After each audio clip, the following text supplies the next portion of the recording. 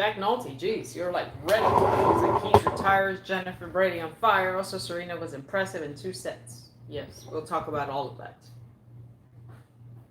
You're good. You're a good camera person.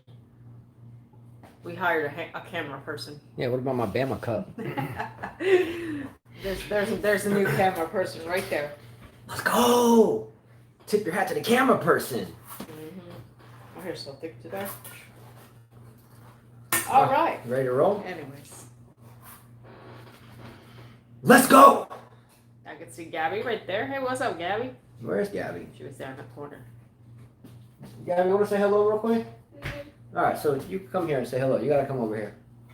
All right, so here we go. Come up here. Come up here. All right. Watch Daddy's arm, though. All right. So this is Justin Jr. Gabby, say hello. And how is your tennis training coming, my young lady? Good. You learning to serve now? Mm-hmm. How do you feel like you're hitting the ball? Good. What do you think you need to work on? My forehand. Your forehand? Yeah. And the backhand's doing okay? All right. Because mommy put 2 hands on it, right? Right. Yeah. All right, so real quickly, tell everybody who you think on the men's side of the draw will win the U.S. Open. But tell them, not us, tell them. But what are the people in the You just name one. I don't know either. Well, he's probably going to name the only one she knows. Who do you got? Nadal? No, he's not playing. No. Give me another one. Federer? He's not playing either. Give me another one. Serena? Okay, we can go with that one. All right. Well, thank you for popping up. All right? Mm-hmm. All right. You may exit. Be careful. All right. So that is the little Gabriella, but Justin Jr. All right? 1 of 5. Thank you, Gabby. All right. Hello, everyone, and welcome back to another 5K tennis discussion. Today is Sunday, September the 6th, 2020. And we are here to talk about the U.S. Open and a whole lot of other stuff as normally occurs. Real quickly, if my phone, the phone is the camera, it's our budget deal. If the internet stops or we start lagging, don't worry, the video will go away and we'll start another one. So just be prepared for that. Sorry in advance if that happens, but it's kind of the norm, right? Sure. All right. That happened already several times here. So we're going to start today's show out with a couple of viewer comments from yesterday. What's up, Gene? Gene Swart, you're almost out of fantasy team, bro, and I'll do another video for that later. So what we're going to do is we're going to start out today's show with a couple of viewer comments from yesterday. Before we read these comments, remember that what Carla and I and all of us here try to do is be objective and professional. What's up, David? Bullock? Bullock. Bullich. I think it's Bullock. Let's go. So Carla and I and the gist of us have been talking about the past couple of days how we commend Novak Djokovic for his courage and his professionalism moving forward with this new type of What's up, B-Dog? players. What's up, bro? With this new type of players association. So I think for the past couple of days we have heard the more pro Djokovic aspect of that, and Carla and I both agree wholeheartedly with his venture of kind of formalizing what has been attempted for quite a while at this point. So we're going to read a couple comments that go in the other direction there. So Carla's going to read 2 comments. Now, the first comment is going to be from a young lady that is a really special viewer. She has been around and part of this show since the very beginning. She is a very well-written young lady. She is a very good human being. She has a very good heart, and her passion in life is tennis. Her screen name is Sister to Queen, and I must say that she is very passionate about the game, insofar as she travels the world when she can, not working, and takes her mother and herself around to see various tennis tournaments globally and watch different tennis players. So she shares love of the game, and very respectably so. So we'll read her comment, which goes the other way. And usually I would side with them, but not this time. All right. Well said, though. So a beautifully written comment is always from Sister to Queen. What's up? I got nothing but love for you. So Carla, let's read Sister to Queen's comment starting off. Okay. It's kind of lengthy, but it deserves to be read because it's so well done and she took time to do it. All right. She says, in my opinion, First, she talks about Tsitsipas. Tsitsipas needs someone who can help him rein in his emotions, kind of like how Federer and Murray had to learn to do this early on. His father seems to possibly bring out negative emotions. He needs another voice. I love his playing style, so I want him to get over his mental muggery. Djokovic does get hammered in the media, but a significant portion of that is self-inflicted. From smashing rackets to yelling at ball kids, from defending Justin Gibbelstown to organizing the Adria Tour, he has an arrogant defiance that rubs people the wrong way. You may see his supposed intervention with the governor as a virtue, but I see it as a fault. The governor of my home state is dealing with a pandemic, unemployment, a spike in crime, and think he should be petitioned to go against the recommendation of health officials to allow a player to play a match. That is exactly what happened with the Adria Tour. The government waived regulations and an outbreak happened. After how hard hit New York City was, I would not take any chances, and I have little patience for making these demands right now. I believe there's a side to Djokovic that is very compassionate and caring, but I think there's an equal side that is cutthroat and totalitarian, relying on only perspective his own. Federer and Nadal have been the kings of tennis with barely a hair out of place. For all intents and purposes, they are likable and amiable guys. Though not perfect, they try to do and say the right things as figureheads of the sport. It's always going to be hard to live in their shadow, and so the media narrative positions Novak against them fighting in the shade. Wawrinka made an astute point when talking to Nole on IG a few months ago. He said that if Fed and Nadal are both seen as the good guys, then someone has to play the villain. The media and the fans need to recognize that Fed and Rafa are not angels and Nole is not the devil and vice versa. Rather, all three have their flaws and virtues. They have given a lot to the sport and they care a lot about the sport. They just have different ways of going about their business. I think this is also why Novak is fighting so hard for the PTPA.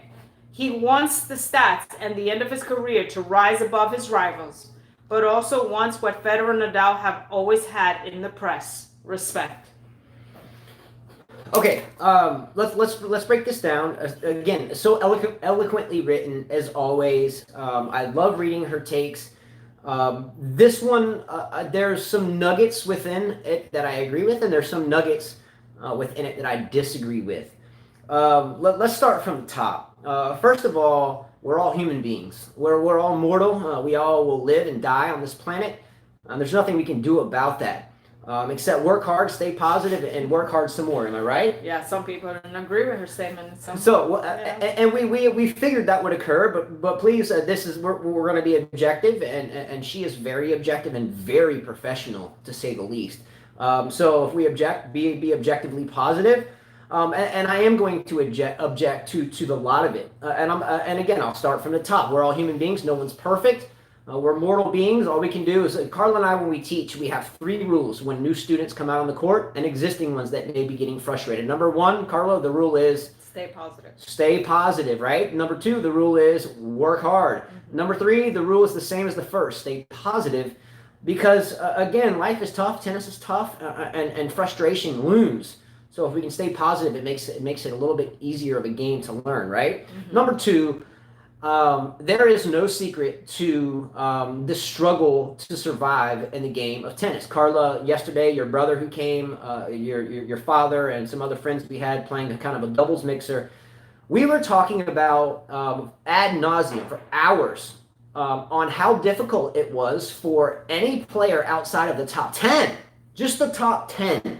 Not the top 100, not the top 200, not the top 500, but the top 10. The difficulty of anyone outside the top 10 to make a living in the sport of tennis. Now, this is factual. I'm not going to go in and start breaking down how much nutritionists cost and airline tickets and lodging and everything else. Your coaches and your friends and your crew that you whatever it may be, it adds up. Okay? It is nearly impossible for people outside of the top 10. I think it's more like top 25, top 50. But I think your father, Carla, who's well into the game, an elite coach and a very good player, and has been around his entire life, he seems to think more realistically is the top 10. Outside of the top 10, you're basically broke if you're playing the tournaments and have the right people that you need on your team. Am I right or wrong? Right. Okay. So probably for the men, I think the women would be more of a top 20 thing. Because the women can show their bodies, and I hate to say this. Yeah, they can get on Instagram. Guys can't. I mean, how many abs have we seen? We can't go. Oh, it's almost the same. So yeah. All right, so I am going to agree with Sister the Queen here. With one thing, Justin Gimelstob. It's not our job to get in anyone's personal business. This is someone that the both of us have been not like talking with him, but around the presence quite a few times. There's nothing about him that makes you think he wants to come and meet you. There's nothing about him that makes you think like he's some gentleman. There's a very arrogant atmosphere around him. So I am agreeing with her on that. How can you justify this guy? Was he not like kicking someone's ass in the street and paying like restitution for doing so? Like, yeah, I guess it was either his ex-wife's boyfriend or friend, and he beat the crap out of him. So I that's the only part I agree with Sister the Queen, is that, you know, he was still rallying for Justin Gimelstob when I think he should have taken himself out of that. Second thing I'm going to agree with Sister the Queen on is the racket smashing. I'm not going to get into this. I threw a tantrum the other day, a couple videos ago, about people that smash rackets, and I wish that everyone who smashed a racket would just for a second in time pause and not smash the racket and give the racket to someone in, say, Nigeria or Kenya. We do know some people in Africa that have tennis camps, believe it or not, and they play literally with broomsticks, tree limbs, and string rackets very well with their hands with a branch. So I wish that people would do that. I'm not going to get back into that, but I don't like racket smashing. Now, I must say that we have seen Roger Federer smash a racket. I think it was 2009 Miami where he smashed a racket. He was still playing with the K factor 90 at that point, so it had to have been in the late 2007, 8, 9. I think Federer blasted a racket in Miami one year. So let's say Federer has done that as well. So I think her justification for saying, Djokovic smashes rackets, but we can't forget, I got nothing but love for you, but Federer has smashed rackets as well. I have never seen, correct me if I'm wrong, I've never seen or heard of Rafael Nadal smashing a racket, though. Am I right or wrong? No, he never has. But you can't dislike the guy because he smashes rackets. All right. The next thing, which was a nugget within the statement, is there was a mention of the governor of New York and his time taken away from his state of millions of people to entertain a phone call for tennis. I have to pause there and think about that one. I thought about it overnight, and I'm telling myself, okay, I grew up in a military family. My father's military, my oldest son's at the Air Force Academy. So I'm putting, politicians are all crooked as shit, by the way. They all are. Politicians, don't tell me there's one good one. Forget about the politicians. They're all bullshit. Yeah. They're all trying to take your money and give it to whoever lobbied for them. They're all freaking hocus pocus. They all are. If anybody thinks that the president of the United States is actually a genuine person and not swayed by lobbyists and donors and so forth, then wow. Then we need to go back to the drawing board. But the most of the politicians are crooked as shit. Plain and simple. Mm-hmm. I'm not saying the New York governor is crooked. I'm just saying that the politicians do things for people all the time. Okay? Yeah, they do. Yeah, it's not just this guy didn't just stop and do something for Novak Djokovic. I mean, if you're a governor, I can assure you that you have a secretary, you have someone that answers the phone, and then when that person answers the phone, they're like, he's busy, even though he's like at home or on vacation. There's always something to gain. Yeah. There's always something to gain. There's personal gain involved in any subject that a major politician, especially the one in New York State, there is a motivational gain there. Okay, there's PR, there's TV time, whatever. So if it was unimportant to the governor, surely the secretary, the administrative assistant, if that's the more professional term in this world we live in, surely it would be like, sorry, he's busy, he's not taking phone calls, thank you very much. But Djokovic got through. Took him 2 hours and a half though. So it took him so long that the match against Mannarino Zverev was delayed due to this. Now, if we look at the likes of, say, Mladenovic was kind of in the limelight because she was associated with the likes of Benoit Pierre, who was basically, told, hey, you can't play at the U.S. Open, and anyone associated with you cannot play. And Mannarino was one of those people. But because there was a fighter in someone's corner, and there was a fighter, and it just happened to be Novak Djokovic. Novak, in my opinion, took time out of his own very important U.S. Open, by the way. Very important U.S. Open. I mean, if he wins this one, he's one away from Nadal, could tie at the French. I mean, he could end this year one shy of 20. I see nothing wrong with him trying to do something. I'm sorry. I know the state of New York, which I was born in, I know it's a disaster. Things happen there. My friends are there. But there is nothing wrong with him making that phone call and trying to get a player that is struggling, like Mannarino, and get him to play. Look what happened to Mladenovic and Babos. No one stood up for them, and they were taken out of the doubles. What a disgrace. Yeah, I guess, one could say, why didn't Djokovic call for Mladenovic, or why didn't Djokovic call for her doubles partner? Because the big... Well, this happened later on. Exactly. Well, what I'm saying is in retrospect, it would be nice to have someone or some governing body that would actually say, hey, wait a minute here. Just because this person has been around this person and they're here and paying all this money, if they don't get a chance to play and maybe win, they may go broke. Their family may go broke. They may not be able to get home, whatever it may be, right? Especially in those ranked, 2, 3, 4, 500 in the world that don't have a pot to piss in, literally, right? Mm-hmm. All right. This is not anything more than a professional kind of debate about her wonderful comment. If you were on this side of the track or this side of the track in this debate, this is a very good comment. So let's look at the Adria Tour. Well, but before you go there, and Okay. B-Dog says false positives are crazy. Someone said Benoit Paire tested negative after 2 days. What does this tell you about everything? Something is wrong here, people.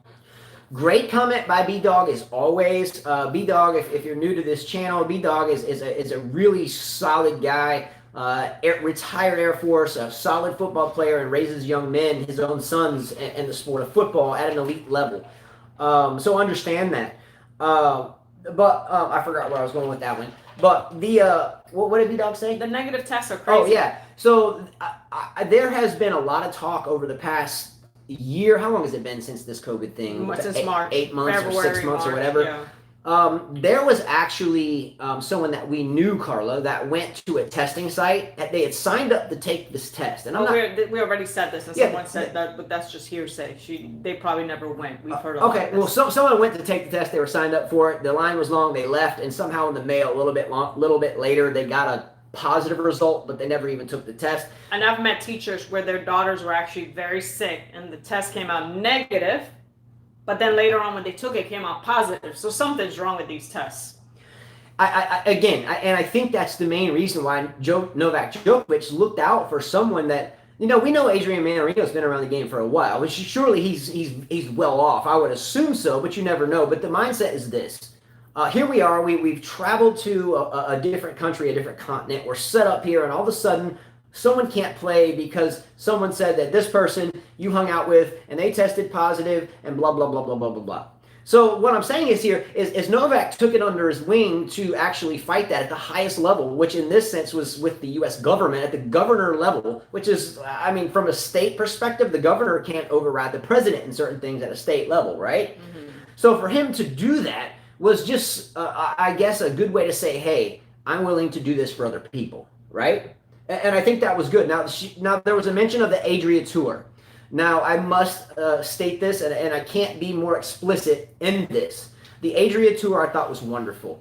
I'm sorry, I'm a big basketball fan, basketball player, grew up playing tennis and basketball. The Adria Tour had a lot of fun within it. People playing basketball, people playing tennis. The element of it was fitness, right? Mm-hmm. And so be it. So be it. Someone gets a positive test, and then all of a sudden this thing is just it's deemed Satan. Like this Adria Tour was Satan because all these people showed up and a couple of people tested positive. Did anyone die from that tournament? I don't know, and maybe that's the wrong thing to bring up. Did someone die, guys? Anybody? I don't know the answer to that, and if so, I didn't mean to mention it so frivolously, but from what I understand, there's a really good chance that this whole Adria Tour tarnishing was nothing more than a tarnishing from big media groups that are supported more by the quasi-trillionaires or billionaires rather than those that were involved on the Eastern Bloc and Europe. I guarantee you, if Federer and Nadal were there, oh, well, it's so sad for them. We didn't know. Oh my gosh, you know. Now, and I love Nadal, but damn. Now, can I ask everybody a question, and an honest question? Does any of you think that the Laver Cup is cheesy as shit? Do you think it's freaking cheesy? I think it's cheesy as shit. I mean, I gotta watch a group of guys hug each other. The last time I saw actually... Raise your hand, people. Raise your hand. Raise your hand. It's freaking cheesy. I can't put into words the cheesiness of the Laver Cup, but because of who puts it on. And look, I like Roger Federer. I have a tattoo of him on my back. So don't tell me I'm a Roger Federer hater. I respect him as a player, but that's about it. You know, just because Roger Federer is nearing a billionaire doesn't mean I'm going to kiss his ass. I don't give a shit if you got the best Mercedes and the freaking biggest castle in the world. If I meet you, what's up? My name is Justin. Are we playing tennis? Let's go. I'll try to beat you. If you're a human being, great. What you're about, but I don't give a shit what kind of car you drive. When we all die, and I hate to say this, fuck, man. And when we're buried, the worms are gonna eat you just the same. Yeah, but shit, they're not gonna say, "Oh, you got this and you got that, and you don't have this and you don't have that." We're all gonna die the same way. Not the same way, but we're all going through the same thing. Yeah, you know, I could give a rat's ass of what you are worth materially. It's just what type of person are you? What are you about? Are you selling yourself out? Are you selling your soul? Are you a schmuck? Are you a sissy? Are you a... I mean, it's about who you are, not what you got. But again, here, look, Mladenovic were the #1 doubles team and Babos. Okay, the public health officials in Nassau County issue a quarantine notice for those who have been in close contact with Benoit Paire, right? Which Menarino was one of them. They didn't get to play their doubles. Mladenovic lost in the second round. She played one round of doubles, and they didn't get to play doubles. And they're the #1 team. They won in Australian Open. That's a shame. It's a shame. It's because she opened her mouth. She opened her mouth, and she shouldn't have. This is what happens. She complained about, you know, the whole thing being in the bubble of the bubble of the bubble. She complained about it, and people don't want to hear people complain. And they shut her up. They shut her out. That's what happened. Exactly. She complained in New York. They shut her out. Yeah, I mean, think about that. Mladenovic, you know, well, she was up, what? She won the first set 6-1, was up 5-1 in the second, and ended up losing. So I hope the worms will get corona from me. Yeah, there you go. So you think about that. Man. So she griped about her living conditions in this quote unquote bubble, and what happened shortly thereafter. She was out of the tournament. Get the hell out of here. Get the hell out of here. So can I ask? No, you have to quarantine. So who in the hell would want to play in such circumstances? I don't understand it. I think it's pretty apparent. I thought we were in a communist country in the United States. I don't know, but it's seeming more and more like, hey, if you come here and play at this tournament, you better shut up. Now we were just talking about yesterday that Novak Djokovic, after he just absolutely trounced Jan-Lennard Struff, he was brought into a post-interview booth, and he began to just get picked apart by three, not being male or female here, but this is what happened. There was three female journalists, or whatever you call them, media personnel. No, it was Blake, and it was the blondie. I forgot her name. She's not a tennis player. It was just two of them. There was three. No, Blake wasn't happy. You can tell he wanted to pound him. He wanted to attack, but he has to keep it professional, you know? Yeah, so so here we are. He gets pulled in and just, would you put women in power or what? It's not even about that. He's just simply trying to fight for whoever he feels, is in the best interest of his fight. Do you see what I'm saying? Should we read the next comment? You had another one on this same take. On the same take. Yep. Let me get to it. And I think it was from... Tennis Sir. Tennis Sir. This one's Tennis Sir. So, it's good to read both sides. And here we go. I happen to agree with Roger Rafa that this is a very wrong time to be starting a players' union. In some form, a union necessary, definitely. But in a time when the pandemic is causing an economic downturn to tennis, and with so much uncertainty to the sport and conversations going about merging women's and men's tennis, this isn't good also. Djokovic and Pospisil are not pointing out issues that haven't been well known for a long time. Also, from a PR point of view, with the economic crisis around the world caused by the pandemic and so many out of work, the last thing tennis fans want to hear about is tennis players. Some of them with tens of millions of dollars, grubbing for money. Now that isn't unfairness in the tennis world. That needed correcting. All right. And he went on why people don't like him, but we're not going to. That's okay. It's okay. We'll stop at this. Now I must reiterate that both Sister the Queen and Tennis Sir are staunch tennis fans, have wonderful minds, and wonderful people. This is an objective debate, just like you were in a college class. You know, half of the class might believe in capital punishment, and the other half might not. Doesn't mean they're bad people. Love them all. But I'm going to start with one thing. The continuous mention of Pospisil. Why is Pospisil such an outspoken figure in this in the first place? He's lower ranked player. Okay, He's a lower ranked player. I mean, he just whipped Ranich's ass, right? Well, he's proven it. I would have never picked him, but he's proving it with his racket. He is just moving on. He's on to the 4th round already. Good for him. Vamos, let's go. Second. Yeah, he beat Bautista Agut. That was a good You guys win. were talking about how he was going to do great at the US Open. I told you he wasn't. I picked Bautista Agut to go to the final, and I lost him. Number 2, the statement here, and Tennis Sir, I love you. But the statement I don't understand in the statement here is that quote unquote fans don't really. What was it? What was it? Fans don't really care to hear about tennis players griping about money or something. Yeah. Now, I can damn sure assure you, or anyone, that if you are a fan of a particular player, especially in tennis, NBA and American football or whatever, you're a fan of a player, yes, but you kind of look at the whole team. But I tell you what, if you are a fan of a player in tennis, that player is like your passion. That player is like your everything. We can ask Rajesh Kumar out there. Mm-hmm. How much does Rajesh Kumar like Novak Djokovic? Loves him. He will go to bat for him at total strangers, obviously, but if Rajesh Kumar hears anything bad about Novak Djokovic on any platform, or even if it's on, some outspoken platform, he will very professionally and kindly, because he's a very kind soul, go up to bat for the likes of Novak Djokovic.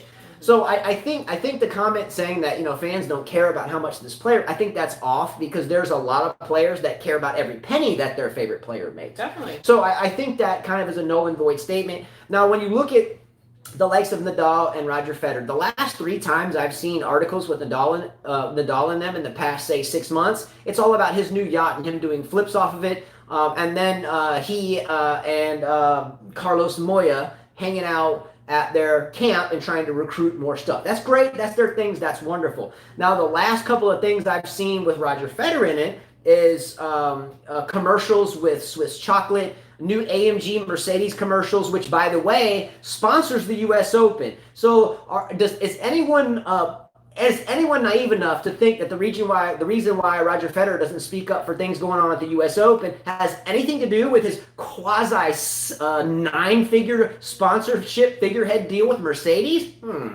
Let me think. The U.S. Open pays me, or the sponsor of the U.S. Open, one of the main ones is Mercedes, and Heineken, by the way. But there's no fans here this year, so there's not a lot of Heineken getting poured. So even more important for Mercedes to be on this one. So Mercedes sponsors it. I'm not there. I better not open my mouth about anything, because I damn sure don't want to lose 9 figures by being shooting from the hip or just saying what's not rehearsed. Djokovic, on the other side, just says what he feels and goes with it and doesn't really worry about it. And I think that's how we feel as coaches, Carla. If a player's playing like shit, we say you're playing like shit. We talked about the other day on the show that a lot of European coaches or Spanish coaches, wherever, I don't care if you're from Finland or Antarctica, they come and they get a coaching job because they have an accent. Good job. That's good.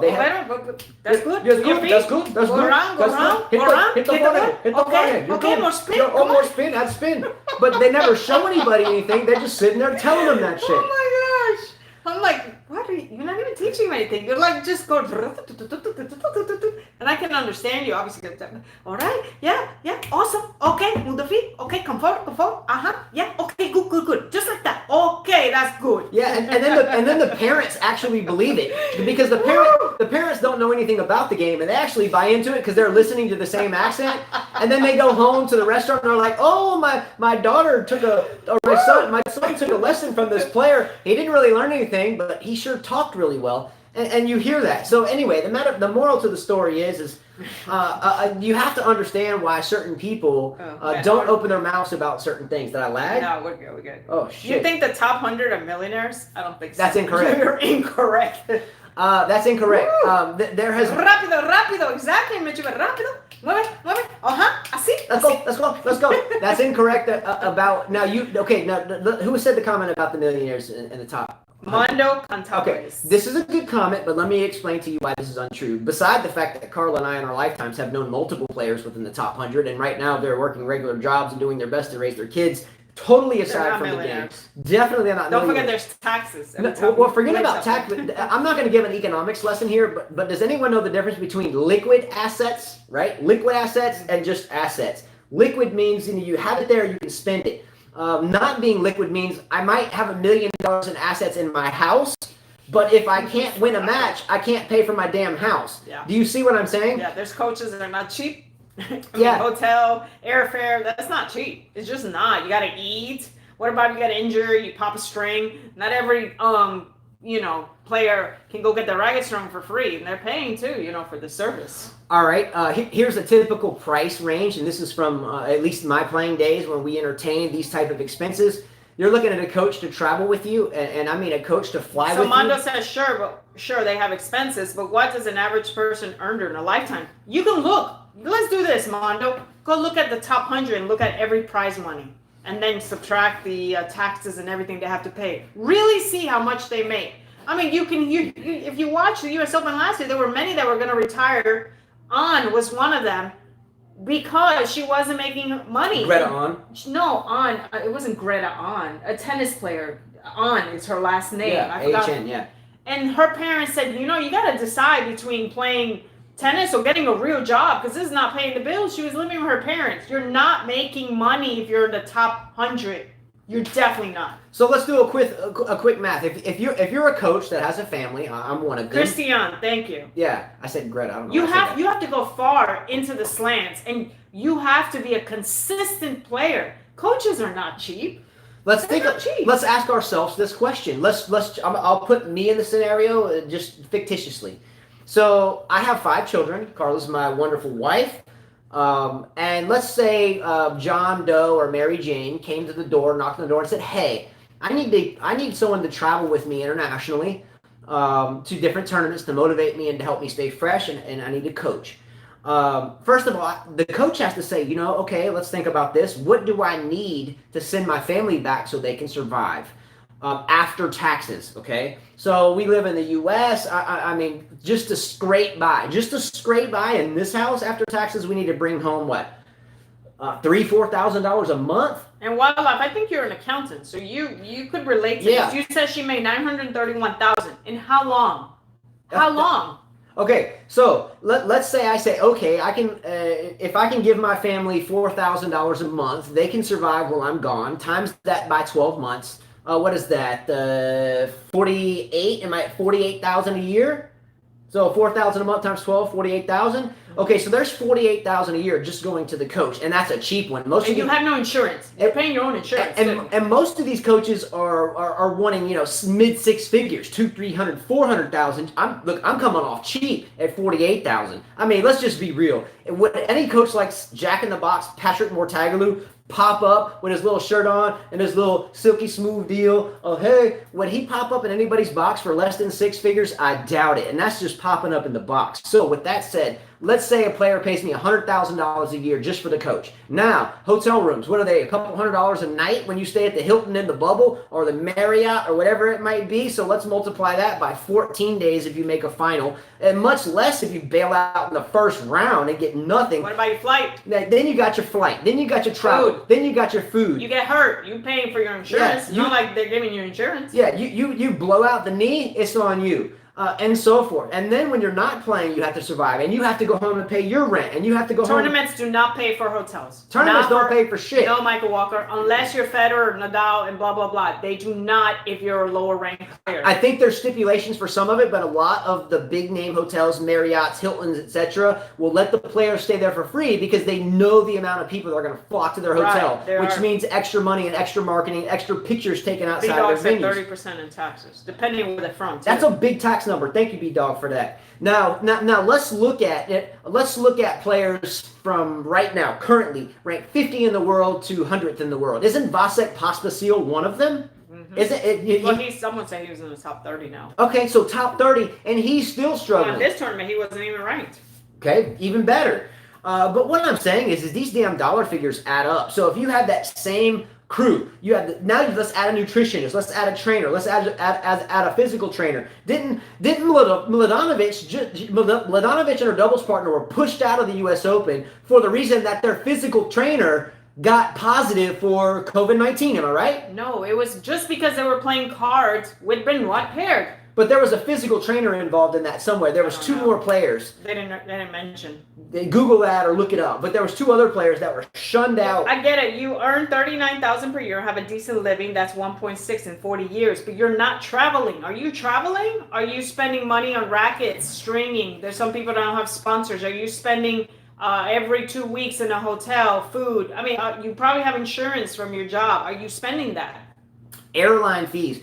So our insurance for this family of 7 is somewhere around almost $3,000 a month. $3,000 a month. Andy Murray won slams. Andy Murray's won 3 majors. Come on, Michael Walker. Andy Murray is from an absolutely extremely What's deep up, pocket Sister family. Queen? We just read your comment. You missed it, girl. Yeah, this is about you. Let's go. Welcome home, girl. Oh, What's man. up?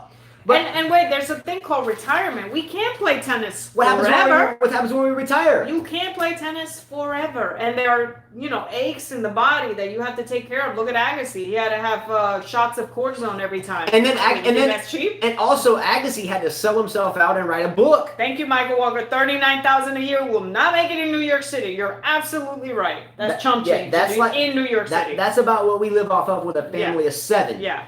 So with that said, you have to take in the grand scheme of things in order to really understand or rationalize why this is even occurring. It's real, and this is the only sport that I can mention. Now, I don't know how cricket works. I'm not sure how professional ping pong or touch tennis or whatever. I'm not sure how all that works. Professional volleyball, whatever. But I know for a fact that if you have the National Basketball Association, Major League Soccer, NFL football, there is a league minimum. It doesn't matter if you were on the practice squad. It doesn't. Oh, shit. I gotta say this. I'm All sorry. right, go ahead, roll it out. Mitchell Beck says, I'm working all month for one night in Amsterdam in Red Light Alley. It's worth every euro. Let's go. Shame on you, Mitchell Mitch. Wait a minute, he works in Amsterdam? No, I'm working all month for one night in Amsterdam in the Red Light Alley. He wants to go to Amsterdam for one night. Let's go. My dad's been there. He said it's not all. Can I go with him on that trip? I really need to go there. I'm like stressed out. I could use the coffee shops there. You know what I'm saying? I need some Amsterdam coffee. You know what I'm saying? I don't like to drink it. I just like to get my coffee a different way. Yeah, I'm not interested in going to Amsterdam. Yeah. I'm with you, bro. If I could afford to go there, I would go there with you and meet you in like Brussels at the connecting flight. Hey, what's up, Stefan? I watched a tennis podcast with George in one Croatian show. He was complaining about how flight tickets and how he is calculating with his manager everything. So you can see even he has problems. Thank you, Stefan. And I loved your video, by the way. I had this written in, and if you don't believe me, it's right here. I don't know if you can see it, but it says Stefan Nizovic right here, right there. Stefan Nizovic gets the video of the day. He sent us a video. I won't show it because it was personal. But, hey, man, he was having a good time, right? Mm-hmm. And just because Stefan already knows I can just tear him up in basketball and dunk on him at will and smack his shit into the crowd when he tries to do a layup. But I will beat him at singing and karaoke, too. Which other sports? Mondo, you say, I get it, it's an expensive sport, but there's so many other sports where the top athletes don't own close to what? Boxing's another one. There are other sports, and he's right. Yeah. He's right about that. But you got MMA where you're beating your face in. And they're the same thing. They're not getting paid a lot.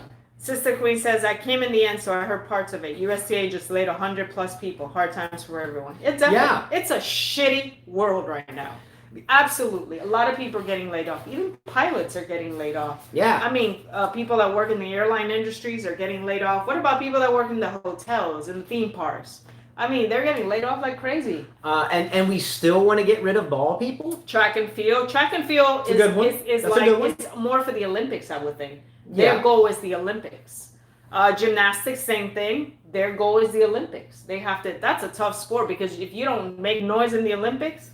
Mm-hmm. So Carla and I in our lifetimes have met quite a few, and mainly from Europe. German, we've known a couple, Ukraine, a couple of gymnasts that started very young into gymnastics. I mean, it's just a little thing. And you know, if they're not an absolute consummate pro at say 14 or 15 years of age, I mean, they're dished to the side like a racehorse. You know, you watch the Kentucky Derby. You know, what happens to these horses that don't cut the thick? You know, they don't make it. You know, it's not too good for the horses moving forward. And this is you know, I think gymnastics and track and field have a lot of the same type premise as tennis, because it's individual, right? If I'm going to do the floor routine, or I'm going to do the uneven bars, or I'm going to do the vault, then it's me against the world, and fuck, screw everybody else. You know, it's me against everybody. Track and field's the same way, so tennis is very much the same way. So I would encourage anyone in those sports as well to do the same thing. Mm-hmm. Do you know what I'm saying? Yeah. Because again, I think the best metaphor is the NFL. If I'm a third string linebacker for the 49ers, it's my team. If I'm a third string linebacker for the 49ers and I don't see any play time all year outside of the practice squad and camp, I'm still getting $495,000 a year, and I still have the training facilities. I still have the headquarters. I still have the area, you know, in other words, San Francisco headquarters, where I can go eat a buffet breakfast, a buffet lunch, a buffet dinner, weight room, trainers. It's all there. Plus, I get the $495. So what I'm saying, in tennis, if you're playing a challenger tournament and the purse, if you won the challenger and the purse is say $5,000, well, shit. That can't even pay for my trip much. And what a lot of people forget is a lot of these players invested a lot of money to be at the top. Their parents spend a lot of money, a lot of sacrifice, and they don't even get that back in return. Now, someone mentioned a second ago that tennis is an expensive sport. Thank you, Mondo. Thank you for watching our show. He says, I love to discuss with you, by the way. Love your show. Love you too, bro. So let's rewind the statement that tennis is an expensive sport. This connotation has been around forever.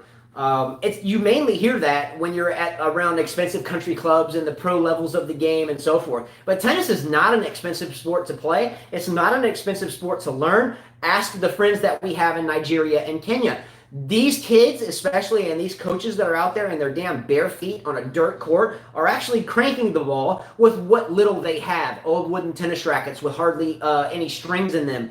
But they're making it happen. So it doesn't take much to play the game. Now, it takes an assload of money to travel internationally and to play the game at the highest levels. And I think that's what this whole thing is about. I couldn't do it. My parents couldn't afford it. I had to stop. I couldn't do it. It's not expensive to play, but it's expensive to be a pro. Sister the Queen said gymnasts are horribly abused and usually have nothing to show for it. Yeah. Bravo. That's exactly right. Thank you for saying it the right way. Yeah. And if you guys are watching this, we read her comment earlier. And then Sister the Queen is the most eloquently written person and one of the most respectable ladies you will meet, and has a lot of passion for this game, a ton of it. B-Dog says 20 million unemployment is everywhere in America. Sports players are outliers. So does anyone think the second stimulus will happen in the United States, by the way? I don't know why I asked that. I'm just curious about that because the unemployment is skyrocketing. And because there's an election coming up, they drive the numbers down just on paper, but it's actually going up. We know plenty of people that have lost their jobs and are still losing them. I'm wondering if they will do a second stimulus, but that's not what this show's about. Yeah. Michael Walker said tennis is an expensive sport if you want to get to the top. Exactly. It definitely is. I couldn't afford to pay a coach for my daughter. Not at the rate they charge. Yeah, we just have to deal with her pouting and move forward. Sister the Queen says tennis fans need to support challenges and futures then. Even a horrible NFL team will have fans pay and show up for them. Not so individual sport. Exactly. So my cup here is a Bama cup, right? A lot of money. I graduated from University of South Alabama, but their football team wasn't even around when I went there. Now they have one. But when I was a boy and growing up, we were Bama fans. You know, the California side of our family were UCLA fans or USC fans, but here we're Bama fans. So with that said, there's a game that's called the A-Day game for the Alabama Crimson Tide, where the offense plays the starting defense and so forth. This isn't even a real game. It's just a practice game with the same team, and the entire stadium that seats like 98,000, I think they had an addition that's over 100,000, is packed to the rim, full. Boom. Now, when you go to these challenger tournaments and you got, the final going on, there's birds chirping in the stands. There's nobody there. But the thing is, they don't even sell tickets, Justin. That's not how it works. There are tickets sold at some challengers. I've been to them. It's got to be like a high challenger. Yeah, like a 125. Yeah, look, 125, and you're splitting up the money with everybody in the draw, so you're not really exactly. Much. So winner, I think Wawrinka's playing a couple of challengers now to stay fresh on the clay, and I think he just won a 125, and I think the purse was like, oh, geez, I think to the winner was something like 25 grand or something. I don't recall. So Bidal says, no second stimulus, payroll tax exemption, which you will pay back, political shell game, IMO. You don't think a second one? What's IMO? In my opinion. In my opinion, okay. Yeah, something like that. Okay. I think it would be a shame if there wasn't a second stimulus. Just. Well, even if they give anything, like he says, they got to pay back. I think there will be. I think because of an election year, I think there would have to be. But I don't know. I don't know the answer to that. I have no idea who Barbara Schett is, and Mitrovic says she's on Your Sport right now with Boris Becker. Wow, she's a hottie. Well, go watch her. Check her out. All right. Well, let's go to last match. She's hot. No, not. Anyways, let's talk about the match. One match I want to talk about is Madison Keys. Ouch, ouch, ouch, ouch, yeah, ouch. 25 years old. Ouch. 7-6. She was down 7-6. 3-2 against Cornet, and she comes up and shakes her head. No mas. She retires from the match. Neck injury. Apparently, she had called the trainer a few times, and another disappointing Grand Slam. Whatever. Yeah, Madison Keys did not have the keys in that match. She was not driving the car. I all jokes aside, though, if you looked in her eyes, I'm a big boxing fan and trained a lot in the sport, at least from a footwork and kind of that type of situation. But the look in Madison Keys' eyes at 2-2 in the second set looked like she just got her bell rung. It looks like she took a shot in the jaw, maybe in the temple, took a hook. And she wasn't really there. And I know when your dad... Cornet said it looked like she was hurting. Yeah, your dad and your brother and everybody was here. And as soon as she walked off the court, everybody was like, man, she just quit. But, I don't get into all that. So I was just kind of sitting back and I was thinking to myself, the girl looked rattled. It looks like it looks like she got her bell rung. Her eyes, something looked wrong with her eyes. Gene says Keys will never win a slam. Mark my words. No, she will never. She won't. I agree with that. She won't. She had her chance, but she let her best friend Sloane Stevens beat her. She should have beat Sloane Stevens. That should have been her slam, in my opinion. Keys was the better player at that point.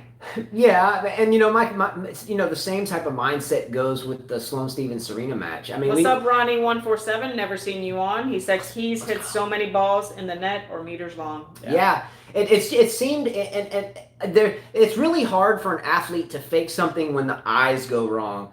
We can say, hey, my neck hurts, or hey, my side hurts, and we can limp off, and we can use it as a way to get our opponent cool and whatever. But they're at 2-2. If you can find this match and you go to 2-2 in the second set, and she's returning at this point, Cornet's serving, and she's returning and she's sitting back there. She's in the ready position. She's rocking on her heels and moving back and forth. She was almost flat on the heels, and her eyes, when the camera would go into the eyes, it looked like she was bewildered. It didn't look like she was there. It looked like she had gotten in a fist fight and someone hit a good shot and stunned her. She looked stunned, kind of like Mike Tyson playing Buster Douglas or fighting Buster Douglas. She looked like she was stunned. So there was a real issue there, and I hope that she figures out what that issue was. Maybe it was just the heat, exhaustion. Maybe she wasn't in shape, but her bell was rung. She was spinning. Yinghao said, I thought Madison Key had the keys in the ignition, then the engine went bust. Yeah. All right, next match, we're talking about Dominic Thiem. I think a lot of you guys thought it was exciting. I did not. I heard a lot of... I wanted to go to sleep. What?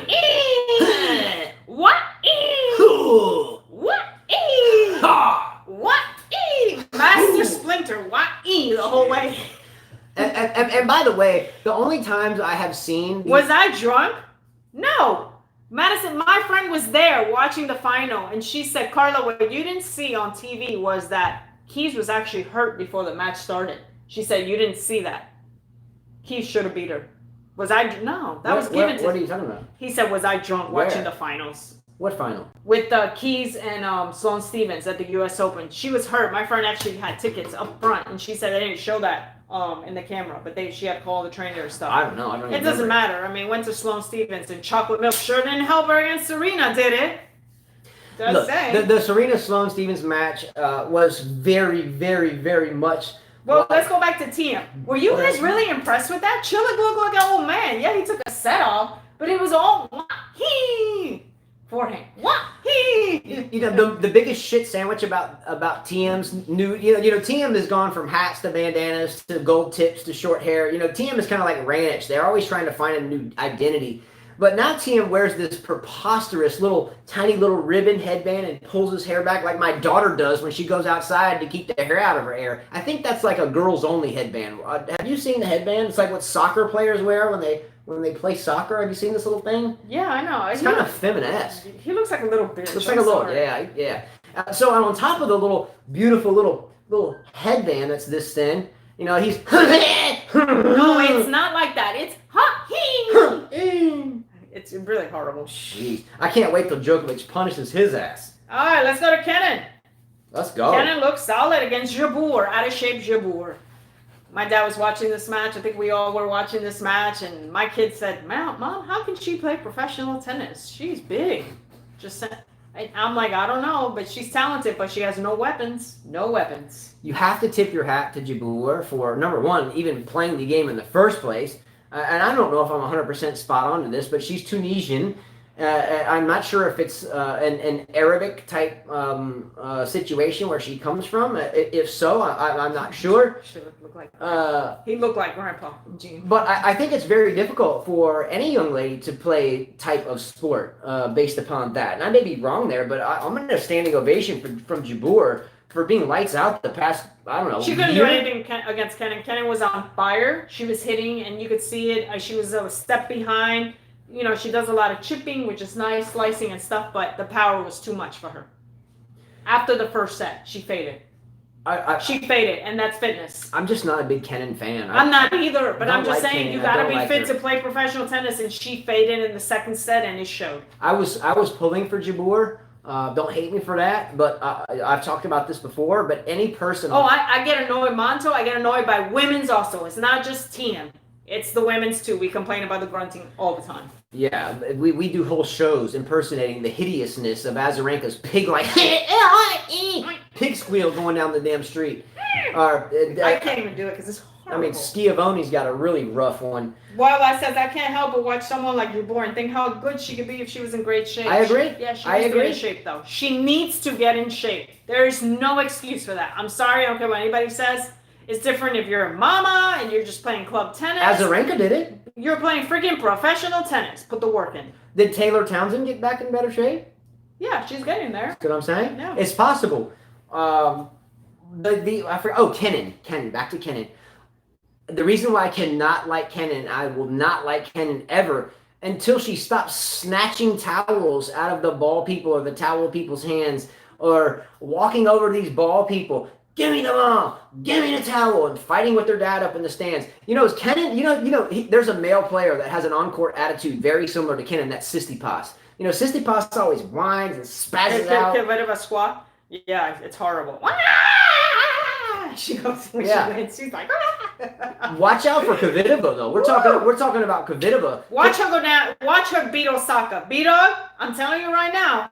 And I'm saying in front of her, Kvitova will beat Osaka. Kvitova was, being Kvitova, the Kvitova prior to the really tragic wrist thing or the knife thing, Kvitova was dropping bombs the other night. Kvitova, if she plays like that, will walk all the way through the final.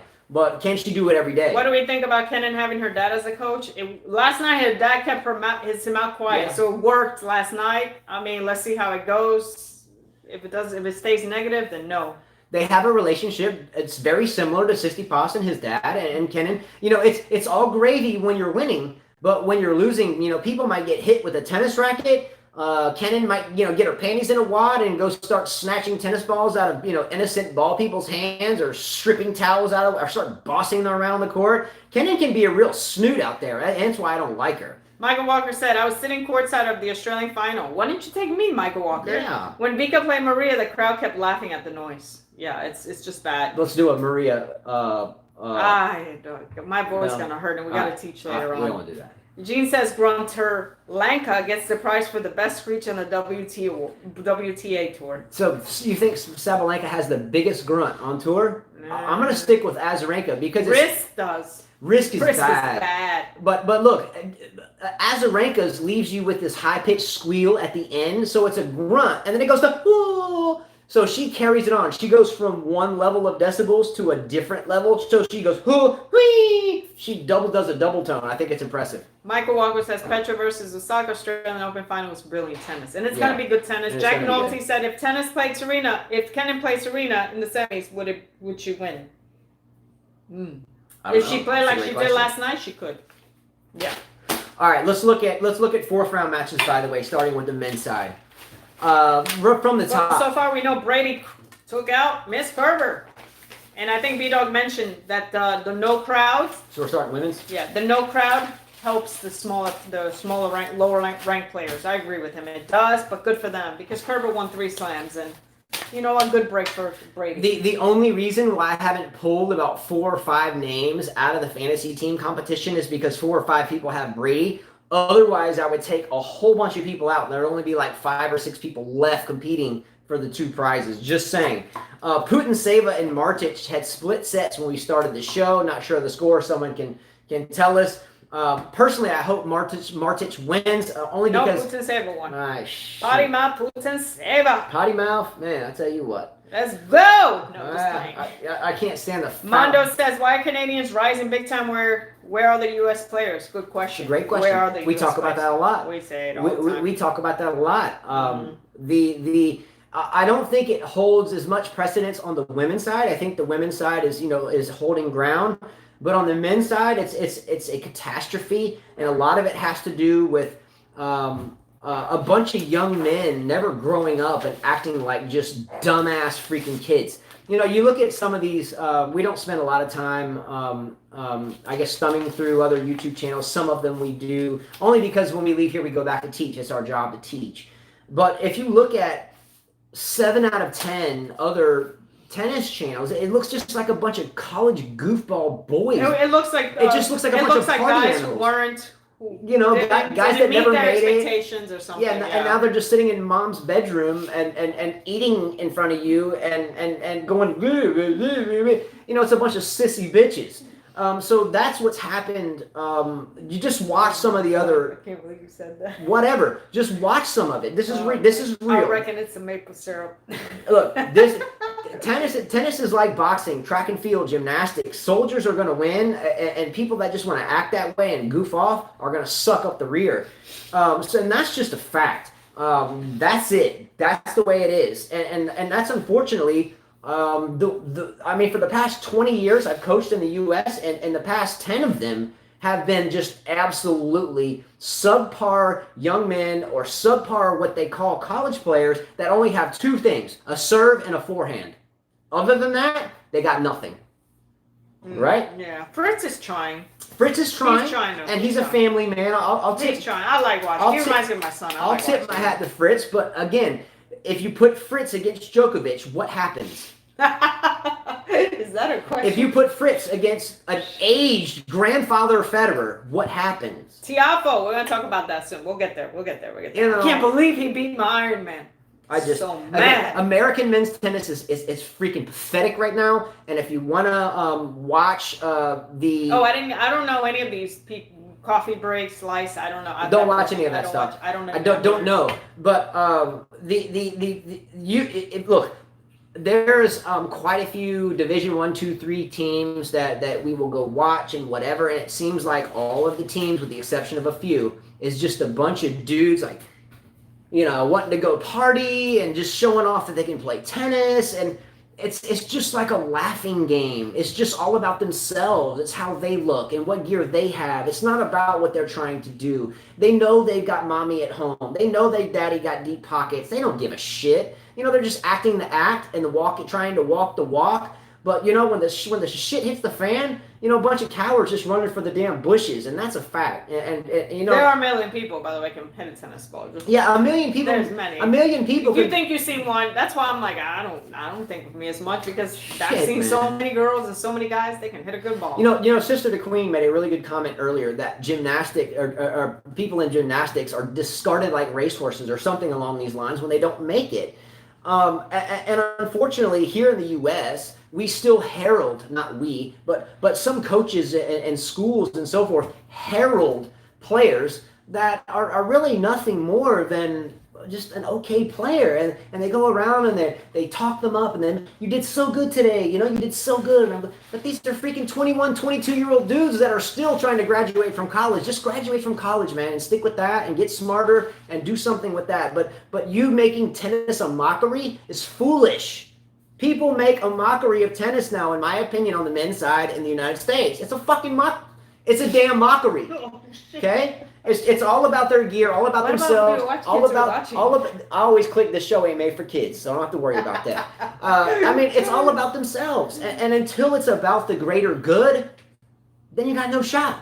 Just keep making videos and keep acting like you're a young pro when you're just, someone that's too old to continue to play at any type of level. Mm-hmm. Grow up. All right, that's the spirit, said Ying Hao. Let's go. All right. Osaka Kantabeat. Osaka. I got Osaka on that one. I think Osaka will win, but I would not be upset if Kantabeat won because I've been a fan since she was a junior. Nah, I think you're putting too much. I don't even think she's all that. I think she's a good player. Yeah, I don't think Go Kantabeat. Let's go. All right. Rogers and Kvitova, they're playing right now. I think Kvitova will be too much for Rogers. I don't think she'll make the same mistake Serena did. Cornet and Pirinkovic. Pirinkovic is the mom, so I'm going for the mama. Let's go. Will Sakari beat Serena for a second time in a row? No, I don't think Serena will let it happen. I think she has a good opportunity. I think Serena will not let it happen this time. Sakari just dealt her a bagel in the last time they played. 6-1. Wasn't it a 6-0 third? 6-1. Oh, she got a French fry. Okay, well, I wish her better luck here. I hope she does win so she can finally tie the record, which is preposterous that she even has to fight against because Margaret Court's plethora. You think Osaka will lose, Jack Nolte? All right, you heard it from Jack Nolte. He says Osaka goes down. Wasn't Jack Nolte like a private investigator on some movie? Hello, Nicola. Anyways, is that Nikola Kostic? Yes, it is. He's still alive in fantasy. He's the big hitter. I have to go for Serena. I want her to freaking tie Margaret Court. I'm tired of that stupid-ass record. That record is stupid. I want her to beat Sakari because Sakari's inconsistent. Azarenka and Muchova. Azarenka. Let's go for the mom. Come on. Let's go. She can squeal herself to a title. Now, if that happens, if Serena beats Sakari, which should be a tough match, and Azarenka, I think, will cruise through Muchova. Then she has Kenin to go through. That's gonna tough. Yeah, she's got a tough role. She got a tough role. Kenin or Mertens has a tough role. Mertens, Kenin. Who you got? Kenin. I'm going to go with Kenin too, even though I wish Mertens would win because I think Kenin is an absolute brat. Sakari is playing well. Agree, B-Dog, but I think Serena will. This is important to her. Don't you think she's going to fight? Real quickly, looking forward to the women's quarterfinals. Brady has already made it through and Putin has already made it through. Who wins that match, though? Toss-up. Toss-up, right? I don't like the potty mouth, so I'm going to stick with Brady on that one. All right, do we need to waste time? Stefan said, I told Nicola to play fantasy, and now he's in position to beat me. What a bad tactic. No. Stefan. I'll do a separate video for this, but right now you are in the lead by 1 point over everybody. You have a 1 point lead over everyone. Remember, there's 2 winners. I'll do a separate video about it next. So be ready for that. But Stefan, you are number 1 right now by 1 point, and that's a lot when you separate. You're doing good? Yeah. Good shot. Yeah. Good. All right. You're doing good. Yeah. Vamos. Let's go. Keep the picks going. Let's go. I just got a job coaching at the U.S. The next interview I go to, Carla, if our solo thing doesn't work, I should go to the club. I should go to the club and walk up in like some type of non-U.S. looking shirt, like not the bass fisherman shirt. I should wear like a Babolat shirt and walk up with a hat and put some glasses and just walk in. Yeah, here to apply for your job. Yeah, I do you good too. Huh? I can't really speak English, but I'll do good. I bet you I get hired. All right, next match. Shapovalov versus Goffin. I think Goffin wins this one. Where are you? We just talked about Djokovic. Djokovic will win. Yeah, we know that. But anyway, Djokovic will destroy Karina. I'm not sure if you are, Gene. He'll make another show for that. Shapovalov and Goffin. Who you got? I want Shapo to win. I wouldn't mind seeing it, but he leaps at his one-handed backhand so much and jumps and hits it. Goffin is too smart. He's a tactician. Goffin will feed to his backhand because he knows he's going to jump up and hit it. He knows it'll be inconsistent, and I think Goffin pulls this out in 4 sets. Alrighty. Coric and Thompson. We forget about Jordan Thompson from Australia. You know, Thompson is the 70s mustache, remember? just he has the porn stash. You know, he's got the porn stash. But Coric and Thompson, who you got? George. Me too. I think Coric handles it in straight sets. And Zverev just won. Easily. All right. Well, I guess he hasn't really met a tough contender, has he? Who has he played? Okay, so Zverev played Kevin Anderson in the first round, Nakashima in the second round, Manarino in the third round, Davidovich in It's the... been a good draw for him. Yeah.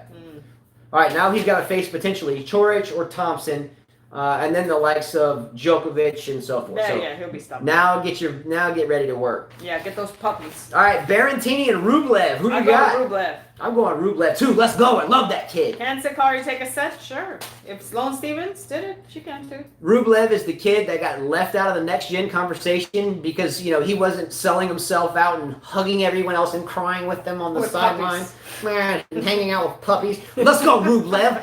Let's go. I hope Rublev takes care of business and puts this next gen cheesiness crap in the rearview mirror. Yeah, great. Tiafoe Medvedev.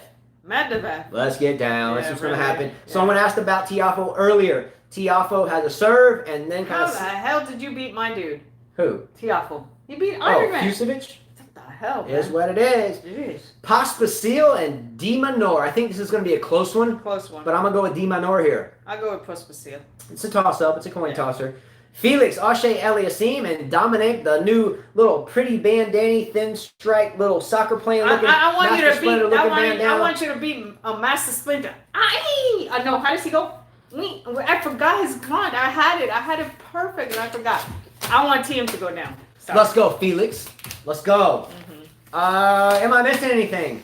No. Am I missing anything? No. Blah, blah, blah, blah, blah, blah, blah, blah. No, I'm going to do a fantasy team video next. I think that's it. Yeah, that's it. Let's roll. All right, guys. Come on. See you mañana. Let's go. Enjoy your Labor Day weekend.